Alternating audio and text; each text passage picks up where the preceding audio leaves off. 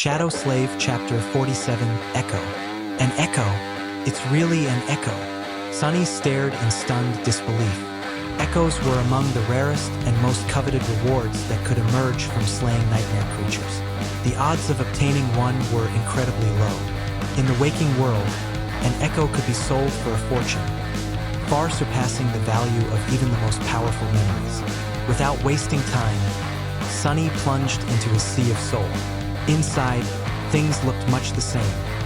A solitary black sun still hovered above the calm, still waters, casting its eerie glow.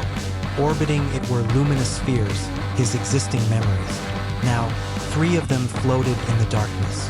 As always, he had that strange, creeping feeling, like something unseen was watching him from just beyond the edge of his perception.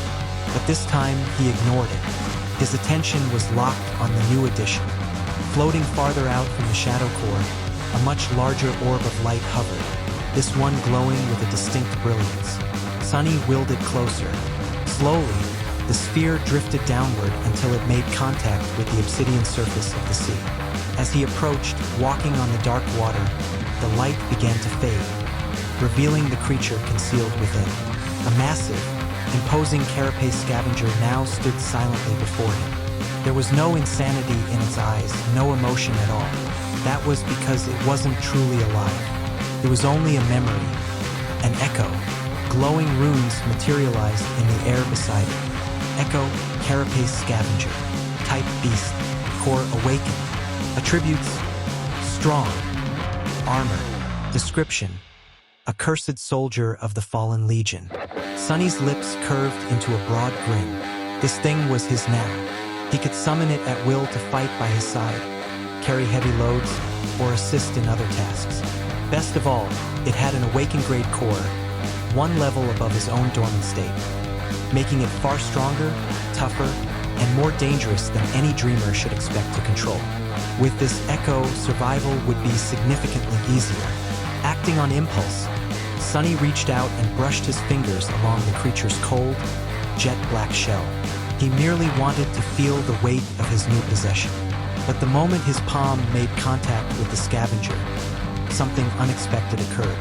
The sea of soul rippled faintly, and a new set of runes shimmered into existence. Transform Echo into a shadow? Sunny recoiled, snatching his hand back. What in the world?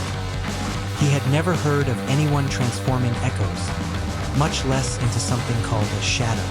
But then, his entire aspect was unlike anything he had ever known. Shadow cores and fragments weren't exactly standard knowledge either. Looks like there are more secrets hidden in my aspect than I realized, he muttered. Hesitating, he finally gave a cautious response. Yes, nothing happened. Then the message changed again. Not enough shadow fragments to perform transformation. Fragments required 24/100. Sunny exhaled slowly, frowning. So that's another use for the fragments. I can either strengthen my core or do whatever this is to an echo. But how could he choose the better option without understanding what transformation even meant? Still, even in its current state, the echo was immensely useful. For now, it seemed wiser to focus on enhancing his own power. He could experiment with this later. With that thought, Sunny exited the Sea of Soul. Back in the real world, he realized Nephice was watching him intently, curiosity in her gaze. He smirked. I got an echo. Her eyes widened just slightly. Cassie, however, had a more animated reaction. An echo? You actually received an echo? He nodded. There was no time to linger on it. The horde of scavengers from earlier was getting closer by the second. Without hesitation, Sunny summoned the creature. The monstrous scavenger materialized before them, emerging from tiny sparks of light until its full armored form stood complete. At Sunny's unspoken command, it shifted its stance and raised its massive pincers. Nephice studied the echo with her usual neutral expression, until the corner of her mouth twitched upward ever so slightly. Good, she said simply. Sunny gave her a grin. I think it makes sense to let it carry Cassie. Outside of battle, that'll help us the most. Cassie's jaw dropped. Carry me? Like a horse? Sunny chuckled, patting the creature's sturdy carapace. This beast has plenty of space. Trust me, I've climbed all over these things the past few days. They're quite roomy, so long as they're not trying to eat you. Cassie hesitated, then gave a reluctant nod. Well, if you say so. Sunny and Nephice helped her up onto the creature's back, then fashioned makeshift reins from the golden rope to give her something to hold on to. After scavenging a few soul shards from the fallen monsters, the group quickly continued on, narrowly avoiding another dangerous confrontation. With Cassie riding comfortably atop the scavenger, the group's pace increased dramatically. Sunny and Nephice led the way, jogging briskly, determined to make up for the lost time and reach higher ground before nightfall. They still had to steer clear of scattered clusters of monsters, but the presence of a formidable creature of their own made everything feel a bit more manageable. For the first time since entering this strange realm, Sunny felt almost at ease. Of course, that peace didn't last. Eventually, he noticed the wind starting to pick up.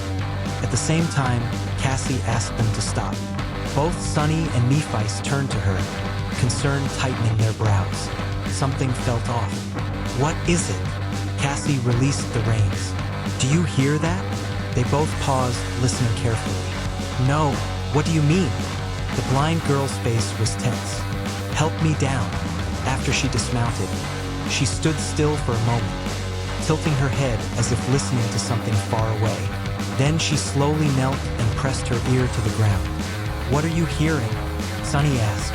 Cassie licked her lips, murmuring. Just then, a raindrop hit Sunny's face.